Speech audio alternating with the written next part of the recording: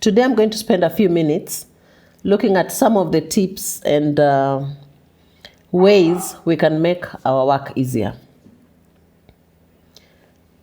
In this space where technology meets professionalism and comes to play in a very nice way using AI, I personally have embraced AI because even if there was a directive to switch off AI, people will recreate it somewhere else because of the good stuff that it does for them. I think the balance we have to strike is have regulation and have modest ways of using it, while remembering that what we get out of AI is what we already put in as humans. So we need to continue being more creative, and we need to say more stories, do more stuff so that AI can collect more stories that are centralized to the places where we exist and operate. Because sometimes technology can have a bias. For example, if I ask ChatGPT today to simply just give me a template or a menu, it's quite averse about my place of origin. So it will probably give me what it knows best. Let's see what it knows best.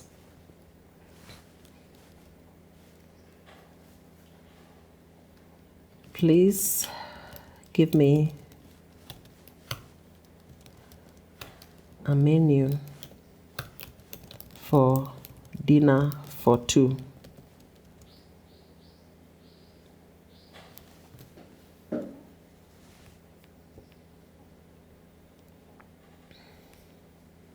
This is really cool.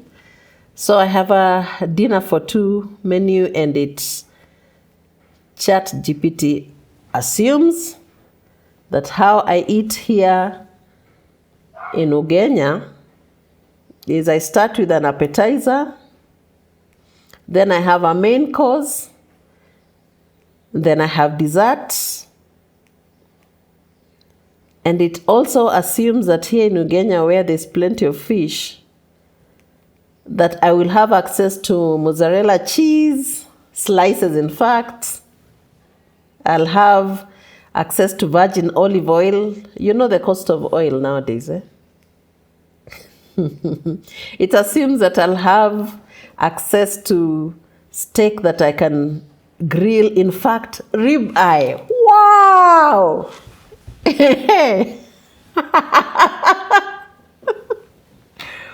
Oh my God. It also assumes that I'm going to be making assorted vegetables made out of bell pepper, thyme, rosemary, parsley. Oh, Jesus. But you know what? ChatGPT is doing what it knows how to do. It has a bias, and I don't know what bias this is, but this is not the bias of ugali, fish, and vegetable. But I can teach it to tell me something that is aligned to what I'm looking for. So I'd say, please give me a dinner menu for a single course. You know, there's no money for eating 4-course meals, eh? A single course meal, or just a single dish consisting of starch, fish, and traditional. I hope it knows managu or saga.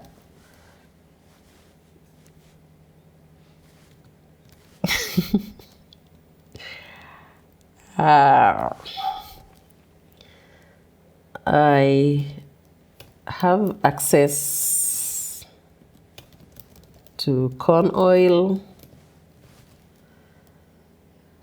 Oh, I want a menu and recipe on how to cook. I have access to corn oil. I have access to tilapia, fish, salt, maize flour, or should I say corn flour? Maize flour, tomatoes, and onions. Let's see.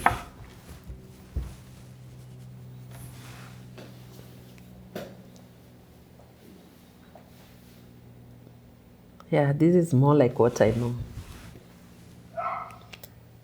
Ah, ChatGPT knows ugali. Where? Oh my God. Yeah, nice. Great. This is the power of the right prompting. Look at that. Now we have a dish that we can make because we know, you know? This is cool. Let me move away from my favorite space, which is the kitchen, to the corporate world. A lot of organizations are actually going into the social media space. Please, please.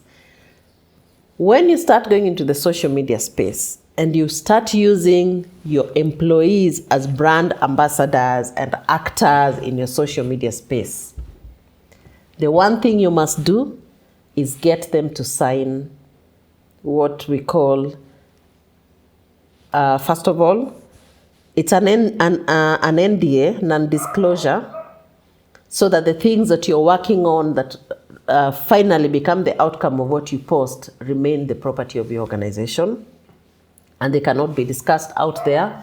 Sometimes producing social media content can take a while, and so in the process of producing the content, if you don't have a non-disclosure agreement with your employees, they can take the same content and go and reproduce it with your competitor and give it to them, and next day you see all your posts out. You didn't own the content, you didn't sign any non-disclosure agreements with the teams. So you need to do that. The second thing is to create a type of contract that protects you on the long term. Today you want to do the social media posts and all those videos that you're going to keep repurposing and reusing in future dates, but your employees have a life. They are going to be promoted. They are going to move to better jobs with a competitor. They are going to go into their own businesses. They might go to work for a competitor. And so you need to sign something that protects them and yourself to say that you can continue using this content even though I'm away from the organization, or you can use it as long as I work for you. You cannot reproduce it. So you need to put the structures around how you're going to operate with your content and your teams. So if you're in marketing or in sales, sometimes you run a small organization and you don't have the legal team, you don't have big organizations have a fully fledged legal team that can take care of this. But if you're an SME or you're self-employed, this can be difficult. But you can actually produce something and run it through your legal contacts to make sure that it's stamped and verified, but you can do some of the work yourself. So for example, if you wanted a basic non-disclosure agreement, you can say, I am a CEO of a dairy production company, and I would like to produce social media content in which my employees will be part of. They will appear in the videos,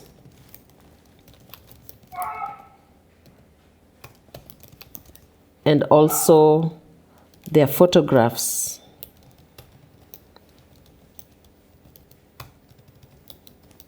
will be used. We will also use them for voiceover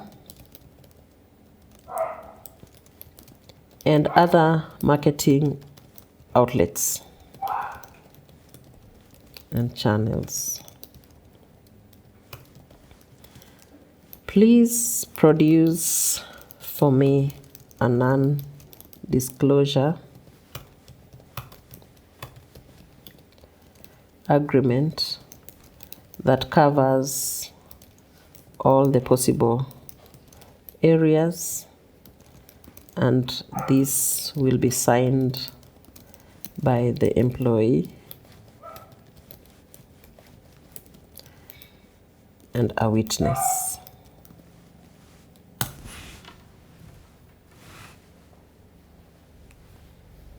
You know, ChatGPT tries to be putting etiquette first. Oh, I can certainly help you draft a basic non-disclosure agreement that covers aspects you mentioned. However, it's important to note that legal documents should be tailored to specific legal legal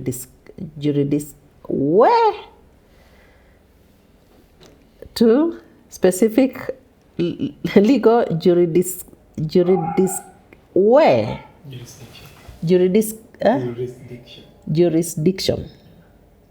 Specific legal jurisdiction. Specific legal jurisdiction. I can't say it. So what do I do? Yeah, we can just pick one out of that experience there. Okay, I can say. However, it's important to note that legal documents should be tailored to the specific areas of operation and will require a legal professional to review them. So this is basically a full NDA produced via ChatGPT. Remember, I'm actually using the free version of ChatGPT, so you can imagine how much more you can do with the premium version that is paid for. And here you are. And you can copy this after checking whether it takes care of everything that you wanted, adding what you need to add, and copy it and send it to your legal team, and it will guide them in trying to come up with something that your people can finally sign.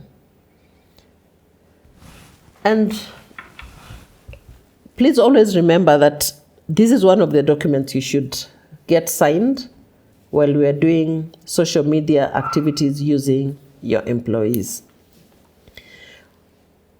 Another key thing I would like to talk about the benefits of AI is to the salespeople. So I'm going to dedicate the next few minutes to the sellers.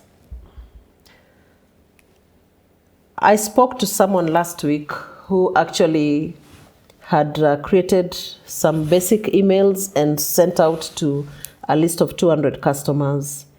And